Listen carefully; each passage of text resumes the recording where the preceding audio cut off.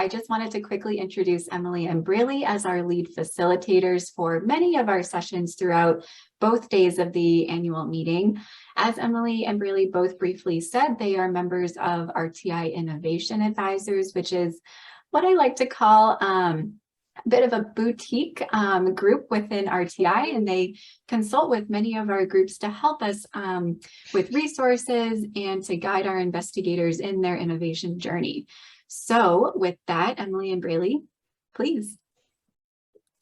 Yes, thank you for the quick intro, Marissa. And yeah, we're very excited for this first kind of session, which is a returning Catalyze investigator panel. And so we've got 3 great panelists here with us today, Dr. Dunham, Gundry, and Ting. And so ultimately the purpose of this panel and the purpose, of the Catalyze annual meeting is to bring all the investigators together, give you more information about the Catalyze program, give you additional resources and guidance. And really we wanted, knowing that there are new investigators, new cohorts in the Catalyze program, we wanted to give an opportunity for you all to learn from some of the returning PIs and investigators. And even if you are a returning investigator and you've been part of the program for a little bit, there's still a lot to learn from your colleagues. And so in this panel will be the first, kind of 20 to 30 minutes will be us asking the panelists some questions, but then we do in the last 5 to 10 minutes want to open it up to the rest of the investigators and folks on the line to ask questions as well. So as we're going through this panel, please feel free to ask questions in the chat. Braley and myself will be monitoring those, and then we'll open it up at the end to allow our panelists to answer some of those questions. And so I'd love to just start, this panel off with just having the panelists give a quick introduction to themselves and how long they've been part of the Catalyze program, and then a high-level overview of your technology that's part of your Catalyze funding.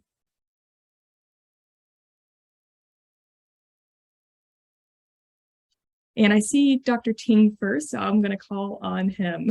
Okay, great. All right, hi everyone. My name is Lucas Ting. I've been with Catalyze since I guess the first year, so we're entering our second year. I am part of Stasis Medical, which is what the grant is funding. And Stasis Medical, as an overview, is a spin out of the University of Washington.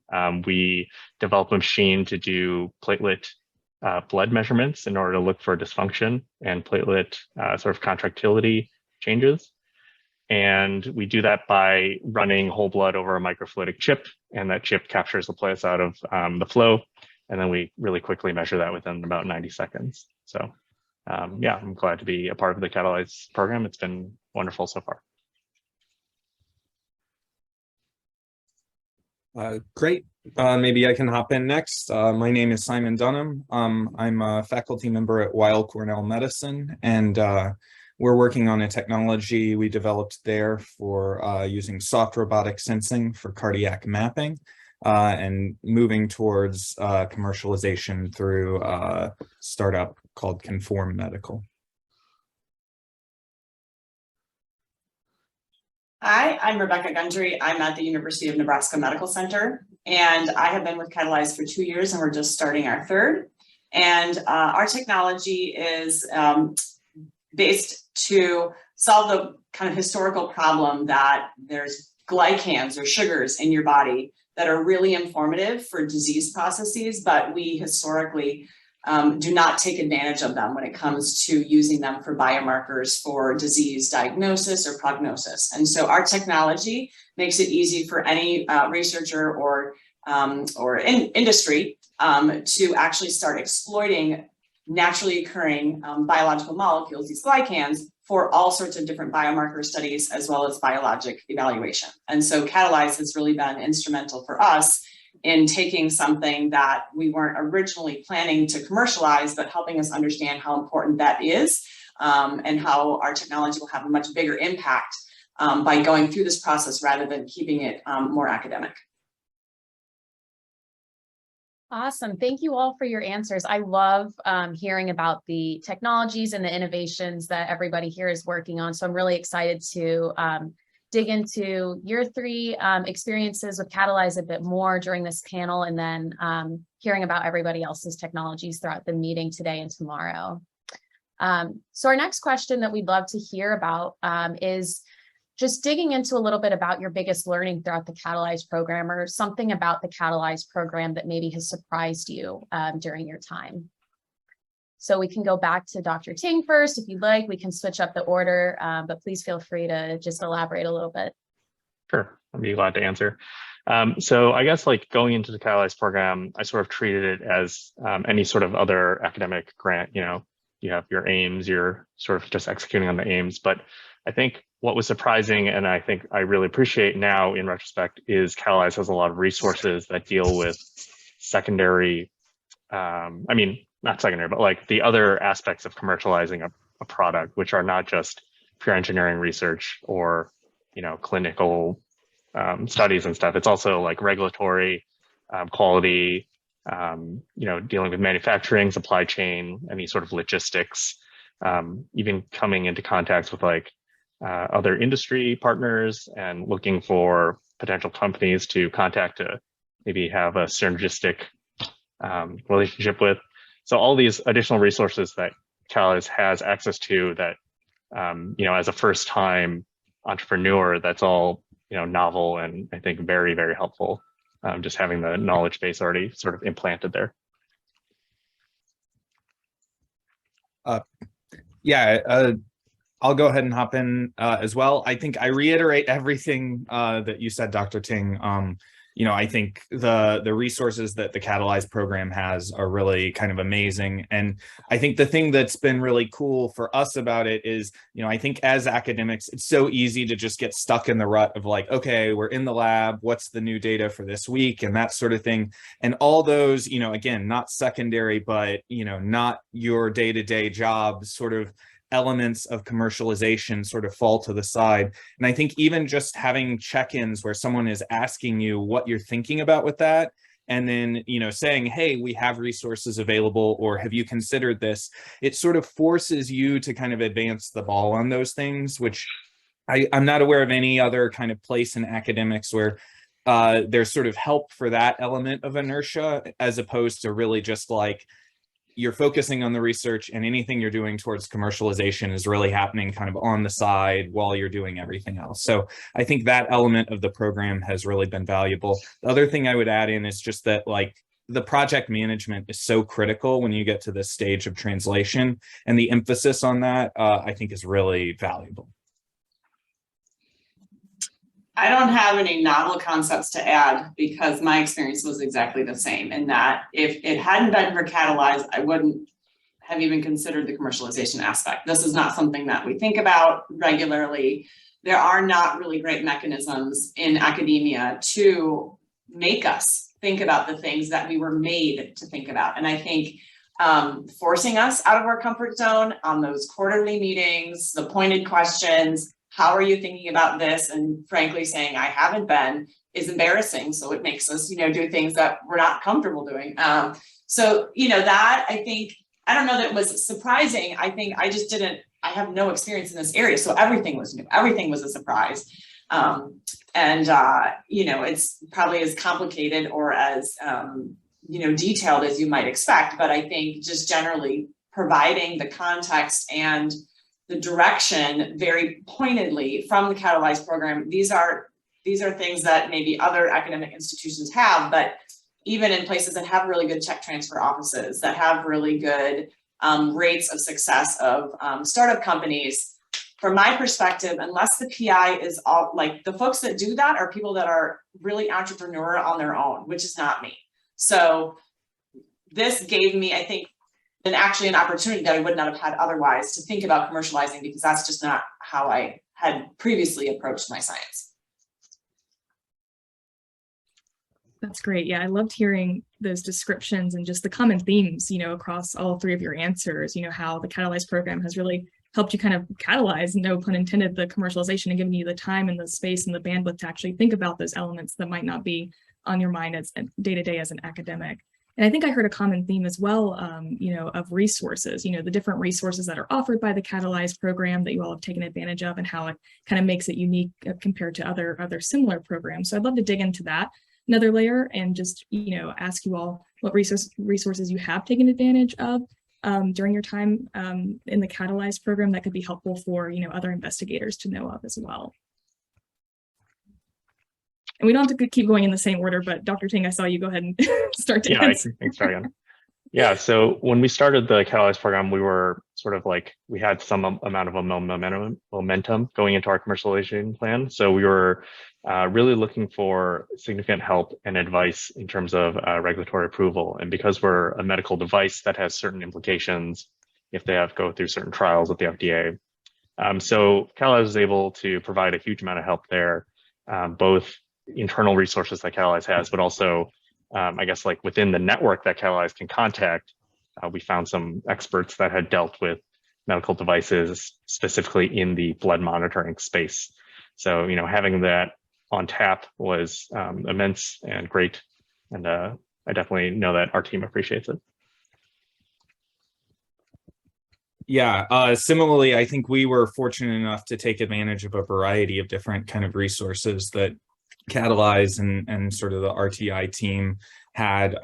We had done some customer discovery where we were able to speak to like 10 or 15 clinicians in the electrophysiology space. And we sort of had some researchers who had done those interviews for us like volunteers, and we just had massive amounts of answers and survey data, but they really did like a deep dive into that data for us. And so now all of a sudden we have kind of this really nice digested, synthesized set of outcomes from that. So as we're starting to, get pushed to have conversations with investors and things like that, now we can kind of speak to like, what is that market opportunity? And so aside also a lot of kind of conversations with Diane, other team members, entrepreneurs and residents that have all just kind of given us legal and regulatory advice. I think we've really benefited in a lot of tangible ways from those interactions. For us, we're probably not as far along as the previous two in terms of, we don't have a startup yet.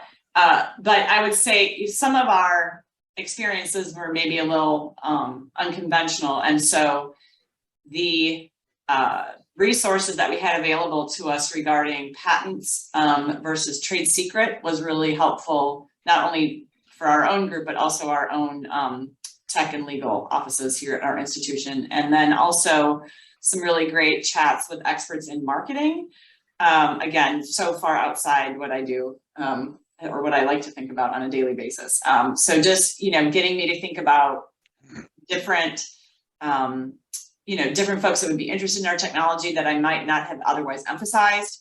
And then, how you think about your competition. Those were all, really helpful resources for us.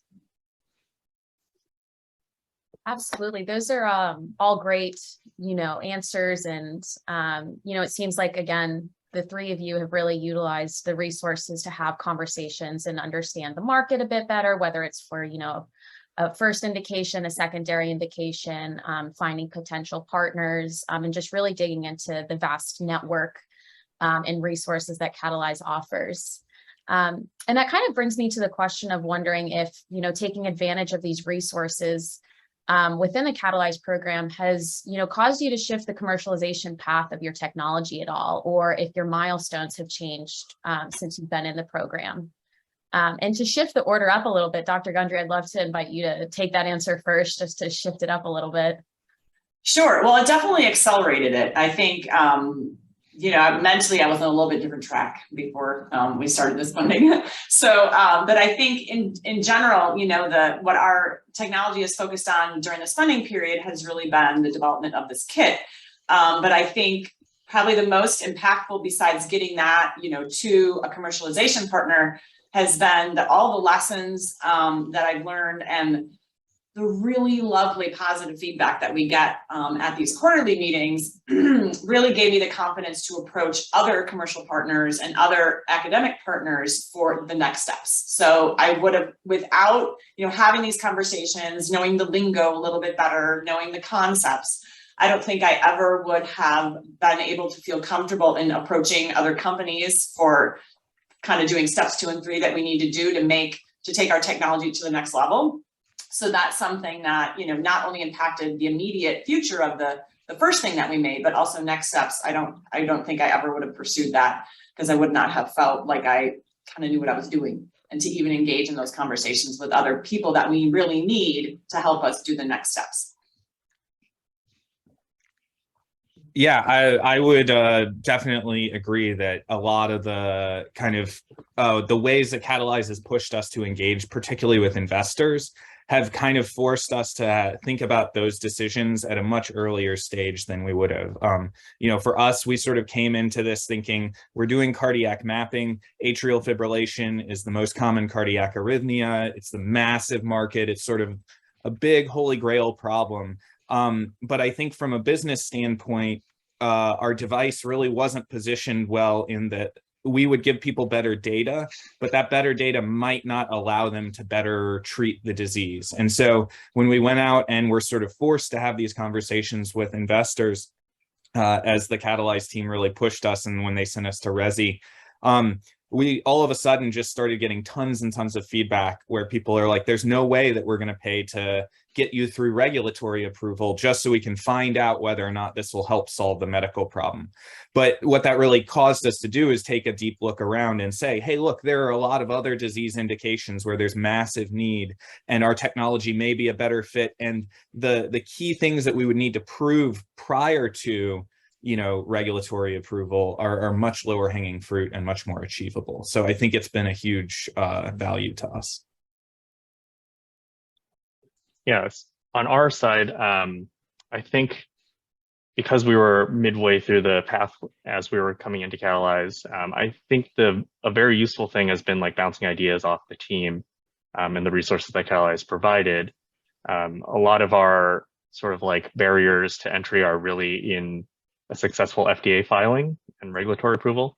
So being able to discuss with Catalyze, like, this is how we're going to set up our trial.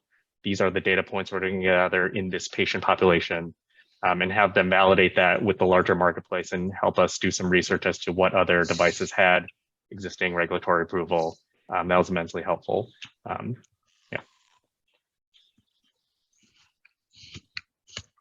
Wonderful. That's great. Yeah. And I heard a theme in some of those answers too around investors and, the Catalyze program giving you all the skills and in your toolkit and the confidence. I think maybe Dr. Gundry mentioned to go and approach those investors and seek, maybe additional sources of funding. And I believe this was a question submitted by one of your fellow investigators. They were curious, how the Catalyze program prepared you for seeking those additional sources of funding beyond the Catalyze program. Because we know that today, I think, as Mike mentioned earlier, today is focused on your time during the Catalyze program, but tomorrow we'll be looking, the theme of tomorrow's session is beyond Catalyze and giving you resources and guidance there. So I just love to hear a little bit more on how the Catalyze program prepared you for seeking those additional sources of funding.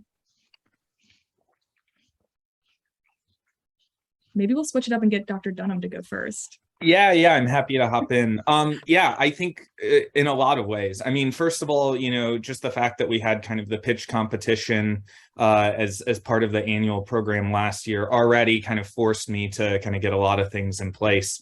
And then I think, we were fortunate to go to the Resi conference where, all of a sudden we had a lot of face time with investors. And prior to that, I think Mike, as well as the entrepreneur in residence and a number of other Catalyze team members all kind of made time with us to kind of tell us what to expect. And it was still a little bit of kind of jumping into the fire, but I felt like we had the right amount of preparation so that, it was surprising, but not overwhelming.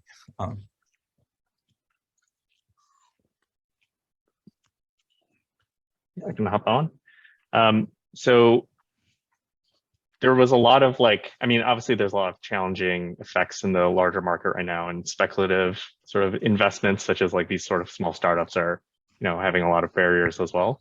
But one thing that Catalyze has really helped with is, getting us the exposure needed in order to talk to these larger companies that might be in the same space, and sort of like start making connections there in order to look for partnerships. And I know I brought that up earlier, but I think the sort of chatting or starting communications with larger industry groups is very valuable, just to get your name out there, have them start thinking about you as a potential target or a collaborator, or even like a technology sharing sort of like I guess, co-creator in that sense.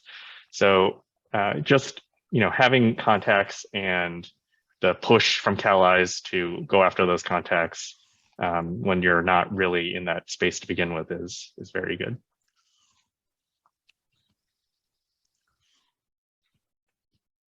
I'm so sorry, I couldn't find the unmute button. Oh, Dr. Gundry, did you have a chance to respond yet? No, we're not at the stage where we've gone out to solicit investors, but for my experience, it was finding the right commercial partners for the kind of the next steps of the technology. And that, probably similar sorts of things to investors. They want to make sure that they put their resources, time and physical resources into something that, is a winning team. And, just the lessons, even though I didn't always have a lot of questions during the Catalyze presentations, but I absorbed a lot of information of, ways to think about things, questions to ask myself, so that I would be prepared when these folks that, think about entrepreneurship all the time would ask me questions. I would have a better understanding of where they're coming from and what sort of information they wanted. And I just felt that, just being, thinking about entrepreneurship and commercialization and what companies think about, which is different than what I think about.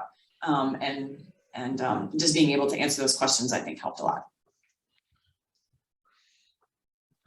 Absolutely. And, going back and referencing Dr. Dunham's, pitch competition, obviously we had everybody upload another 90-second pitch again this year. And tomorrow we will have a few sharing a 5-minute pitch out for a pitch competition for us. So again, really just, making sure that you're taking advantage of those opportunities to be ready in those scenarios where you do, have the chance to go out and talk to investors and be able to share the idea about your technology.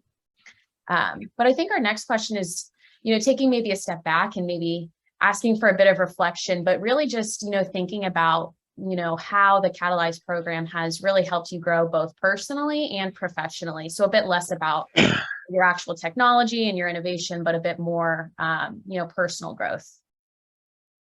Don't know who wants to go first for that one. I can start. For us, I think, really simply, we were always taught that, communication is as critical as your experimental design. If you can't communicate what your results are, then why bother doing the experiment? So I think similarly here in that I never really thought about, effectively communicating why we're doing what we're doing to folks that don't live in our immediate circle or even close to our circle, right? So it's one thing to be able to communicate your science to another group of scientists that do something similar. It's a very, very different to communicate the purpose of why you're doing what you're doing to someone that may not have any scientific background. That is really hard for me. So I think there were so many opportunities along the way, whether it's creating the pitch, which I found extremely difficult task, forcing to do that. And then, in our quarterly meetings, I think, just being reminded that, the group that we got to meet with every quarter was a mix of backgrounds. And so when we had to prepare for that, we always had to have in mind that we had to be able to communicate our ideas, our successes and our challenges to folks that don't have all the technical experience that we have. And so that probably was my biggest thing. I think I got better at that over the past few years. And I think just broadly thinking about traditionally what we do in academia, which is what we said before, that, it really forced me to think beyond. And now I take those same lessons and think about now when I start a new project or a new interaction with a clinician or something, I come into that with already the open mind that could this be something that would be worthwhile thinking about commercializing versus how I always used to think about things when I started a new project, where commercialization was an afterthought. Now it's there at the beginning, whether, it may not always go that way, but at least it's on my mind because I now have the confidence that, oh, that's something I could do. I don't pigeonhole myself into, well, I'm not that entrepreneur type. That's not really my thing. I have a million other things to do in academia, so I don't need to focus on that. And I think that has really changed not only this project, but then how I see all of our other kind of interactions that are starting now. Yeah, I'll just jump in and say agree entirely on, both of those points. I think especially in terms of the extent to which the experience participating in the program has really kind of made me consider a little bit more of a commercial mindset. I think it shifted slightly the way I think about how to identify or to formulate a problem. Whereas, previously I think my emphasis was like really centered around need, right? And so in academics, it's just like, what's the largest unmet need that's going to help the most humans in the world? Kind of the nuance of like, okay, it not only needs to be a really massive problem, but sort of like there needs to be a clinical path for something to help. There needs to be the right interested parties on all sides of the problem where patients are ready to actually get this and there's someone who can provide it. And so I think just kind of thinking about the problem space in that more holistic way is one of the ways that I feel like I've really grown kind of in that time, in that experience. Yeah, I agree with both of you a lot. And personally, I think the Catalyze program, because this is like the first grant that I'm PI on, it's been, and especially because it's a very commercialization focused grant, it's been very interesting sort of being forced to learn about all the aspects of running a business, like accounting and like negotiating with like distributors and like re-signing your lease and asking for discounts from like vendors. How do I pay people? Like, how do I pay the accountant itself? How do I file these business taxes? So all these things sort of coalesce on top of, the actual science itself, which, even if you're very confident in your project, you'll always hit these phases, I think, in studies where it's like, oh, I really hope this works, more than like a coin flip. And I would say like what I've learned is that I just need to like sort of trust the science and that other people have looked at these studies and like helped us run these studies and they have faith in it, and just sort of have faith in your own project as well, because you'll need that as you watch your bank account slowly dwindle, and then hopefully you'll refill it at some point. That's great. I love that note of having faith. Yeah, absolutely. And to continue this point of reflection, I want to ask about challenges. I'd love to hear a little bit more. I think Dr. Gundry, you've alluded to the pitch competition last year was challenging. I know that I've heard a couple mentions of, going outside of your comfort zone. So I'd love to understand, what challenges you've experienced during your time in the Catalyze program. And then, on top of that, what advice would you give for your fellow investigators, especially those that are new in the program? It's a loaded two-pronged question. Sure, I can start. I, found it challenging. First, like the commercial partner that we identified to, that would be the obvious person to help us commercialize our kit that we made into, something that could sell. I mean, the choice was obvious, but the actual like making that happen took forever.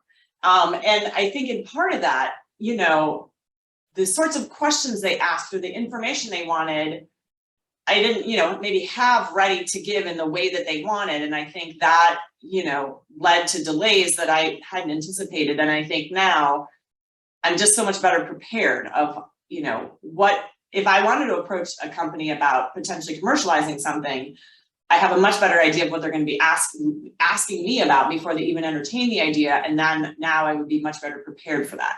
And I think, it kind of depends on what your background is as you're coming into the Catalyze program. Maybe you're one of those who already, this is your thing, and that same thing wouldn't be a challenge. But I think, generally, advice is just, it's okay if things take time. You're here, like, I think that this grant mechanism is as much about providing the financial opportunities for us to pursue our ideas as it is to educate us in doing something that we weren't already doing. So, if you have people that are really entrepreneurial and have all that experience, they're still going to benefit from the Catalyze program. But I think, having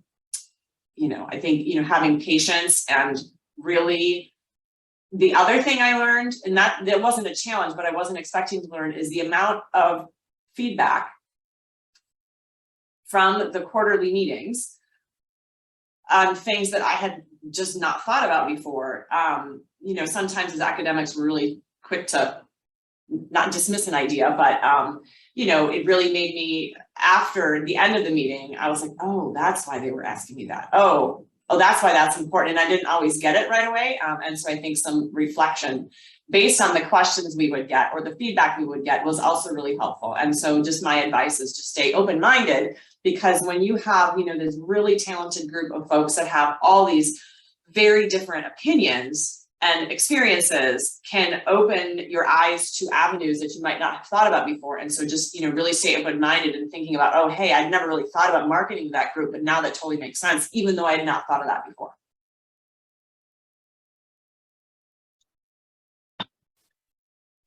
Yeah. Oh, go ahead. Okay. So our main challenge has always been how do we get, I mean, obviously, how do we get this product into a commercial space, but how do we get academic partners to help us do studies that are independent of us? So I think as we were sort of exploring who to incorporate into the grant, we found a great partner at the university, or at Vanderbilt University. Having the ability to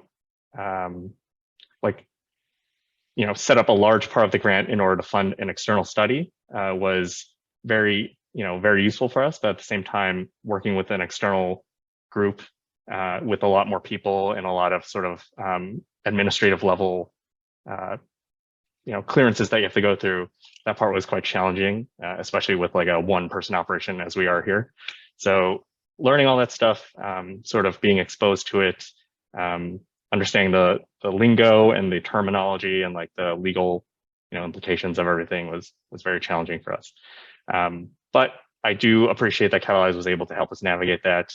And I guess my main advice, like overarching advice, is if you're, running sort of these studies that are being incorporated into your R61 phase, so your follow-up R33, I would say like get all those processes started as early as you can, because working with institutions always takes a lot longer than working with like one or two people. Yeah, that makes a lot of sense. I think for our team, it's honestly just been kind of the level of milestone driven success that exists with the program. At least for our device, we've had really, really hard and fast milestones because it's been large animal studies. And so it just has been one of those things. I mean, it's always challenging to prepare for those. There's always a bunch of things that kind of all have to be in place. But in particular, we've had some challenges with like personnel and some staffing issues and things like that at different points in the program, where it really was just sort of all hands on deck, everyone on the team, myself, my co-PI, Babak Mosadeh, all just getting in the lab and getting it done, because that was the only way we were going to have devices ready to deliver on the day of. And so I think having that real pressure where it's like, no, you can't just push this back a month, and we actually did push it back a month, but like, we've already pushed this back a month. We can't push this back anymore. Really having to be mindful about like sourcing everything that has 4-week lead times, at least 8 weeks in advance, so that even when it gets delayed, you've got buffer. There's just a lot of those levels of project management that none of my other projects have required me to think about in such a rigorous way. And I think it's been a valuable learning experience, although a difficult one, to kind of stay on track with those milestones and goals. Awesome. And, obviously it sounds like, once you're in the real world, a bit more outside of, just the Catalyze program, it's about, coming up the learning curve, learning the lingo, understanding real world pressures that don't necessarily exist in, a laboratory setting, whether it's academic or within your own business. And also, just being exposed to all of the different types of stakeholders that you don't necessarily engage with day to day. So definitely a lot of different types of learnings, but some really great advice that you were able to offer the other investigators here. So thank you. And I think to close, the questions from Emily and I, before we open it up to, the floor, we'd love to just hear a little bit more about, if you've considered what your next steps would be, after the Catalyze program, again, just kind of jumping ahead to the theme tomorrow for that, what comes next for you. And start.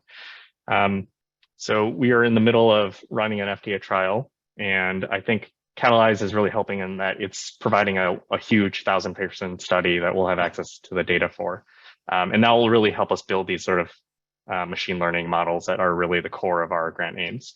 So when that is enabled and like really robust and proven, then I think that really allows us to jump into the next level of fundraising. And then I'm hoping that that will also allow us to partner with like drug development companies or even clinicians and hospitals to go after the, I guess, like the white whale, which is being able to personalize cardiovascular drugs to each person. So, if everyone was able to optimize their dose on like an annual basis or something, I think that would avoid a lot of complications that people have with like sensitivity or resistance to all these drugs. So that's like the immediately, I guess, parallel with the last phase of our grant, but that'll be the ongoing aims.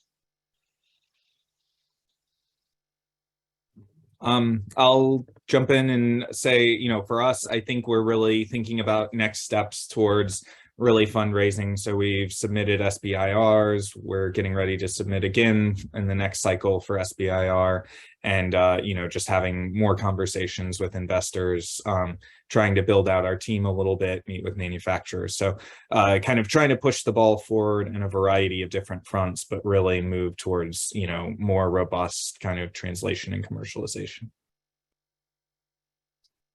For us, we have identified some partners that will help us take this, this kit that we have for doing the sample prep and then combining that with customized analytical instrumentation and bioinformatics so that we could not only have just the kit to be something that is commercialized, but actually just an all-in-one platform that can just be installed in a laboratory or in a pharmaceutical industry to really just carry out the entire process from start to finish, plug and play.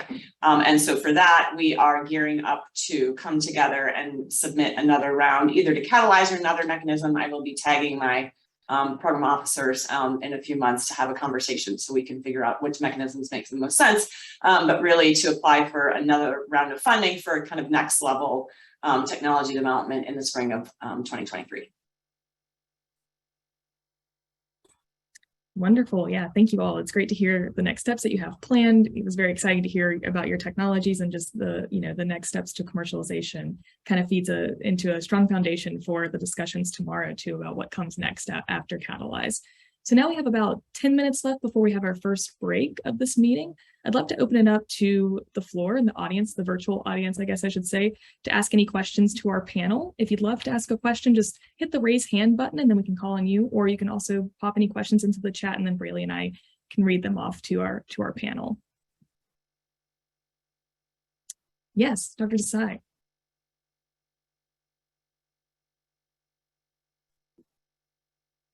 Thanks for entertaining my question. I have a question for Rebekah. Hi, how are you doing? Good to see you. Hello, you're not going to ask me any hard ones, are you? I think, it's going to be a hard one because we know we work in a very difficult field under any circumstances. We do.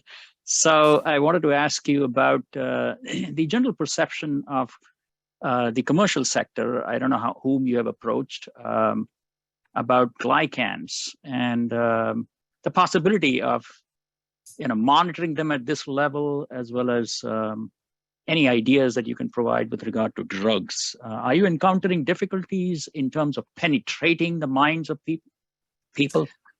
So it depends on who you approach, right? So if you're approaching a company that wants to do RNA-seq all day, and they think that knowing transcript levels are going to solve our problems, then they'll definitely not be interested. But I think from our perspective, when we remind folks that every biological molecule, right? So every therapeutic antibody or the synthesized biologics will have and are already having increased scrutiny with regarding the glycan structures that are on those molecules, because that is what affects their effector functions, right?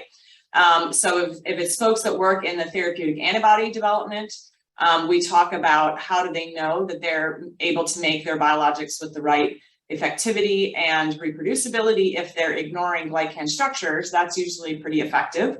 And then from the other side, we haven't, let's see. So we've been targeting analytical device folks that can help us with the kind of the data acquisition. So as you're well aware that bringing the analysis of glycans to anything that's related to clinical utility has, there's bottlenecks at the sample prep, the data acquisition and analysis. And so working with folks that are kind of already in the mindset of how do we make this process more reproducible, more sensitive, those have not, we've kind of really focused on who we target and talk to. I would say, I think that, folks are generally aware of how important glycans are, but they usually give me the pushback that they're so hard to prepare that it's not worth it. And then we explain, well, now we have a way to make this preparation a lot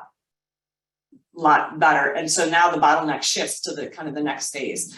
And so I think, the next challenge is going to be, as you probably already have either are aware or experienced, that, getting that message out to people that don't live in this analytical space, that are like the end user, like the clinicians. And so for that space, that'll be upcoming challenges, I think, until we have, we have examples from some diseases, but not all, just, reminding the clinicians, what the value of glycans are, showing them examples of how they can really distinguish among patient groups for not only diagnosis, but from our perspective, maybe more useful prognosis and what's the right treatment for a different patient based on their sugars.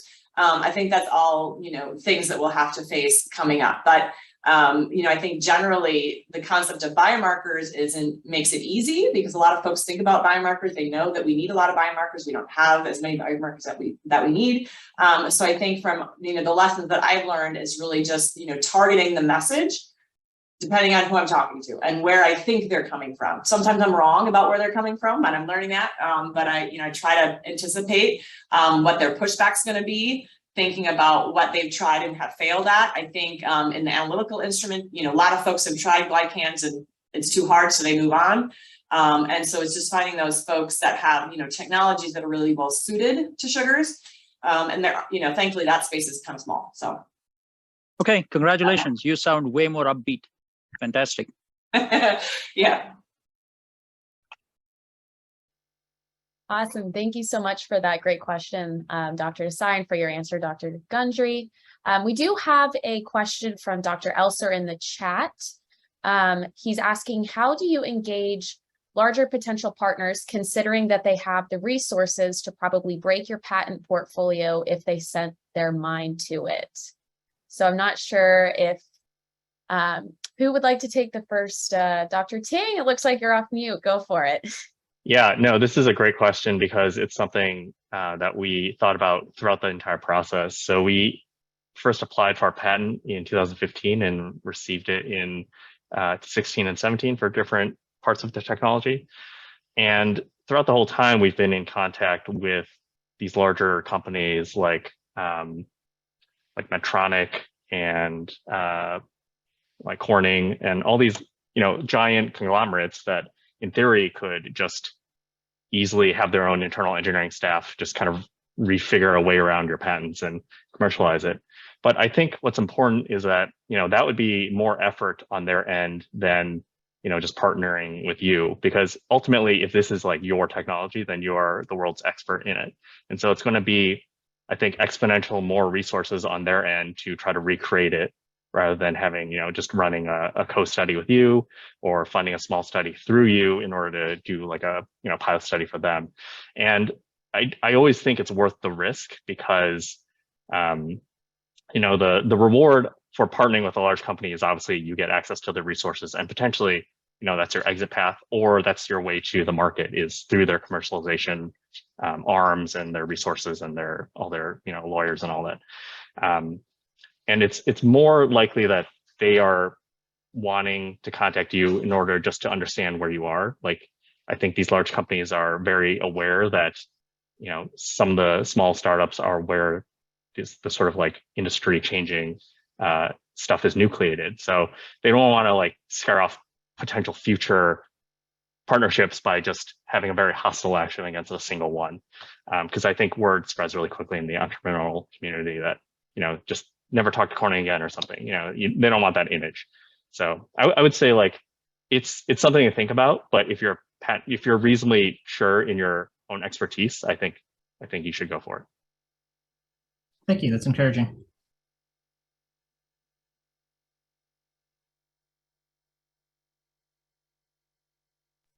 Yeah, I mean, if you're interested in kind of additional opinions, I can kind of second that, just in that all the interactions I've had with kind of device engineers, at least in kind of the medical device space at, the big med device companies, is just like their level of risk threshold is so absurdly low that, they're not going to even be, frankly, your challenge, at least for us, our challenge is more getting someone to care enough about something at such an early stage that we're doing it, that they want to talk to us, and not the other side, that they would care enough that they'd be willing to deploy resources to crush us.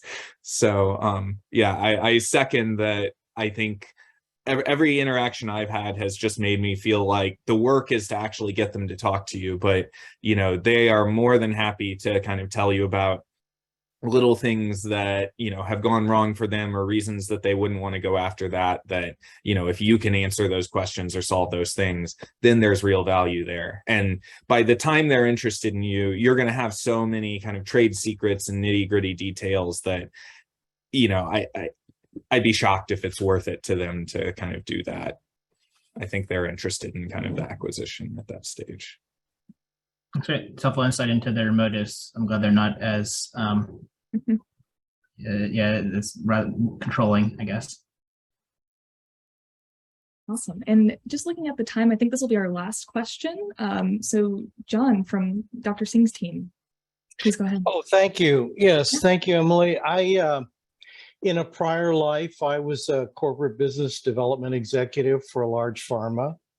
And so I don't know the medical device world as well as I know the pharma world, but I would say that in general, if you're very early, for example, if you have a molecule, but you haven't really tested it well preclinically, and you go to pharmas within sort of that time when they could probably catch up and run over you within 6 months to a year, that's probably a mistake.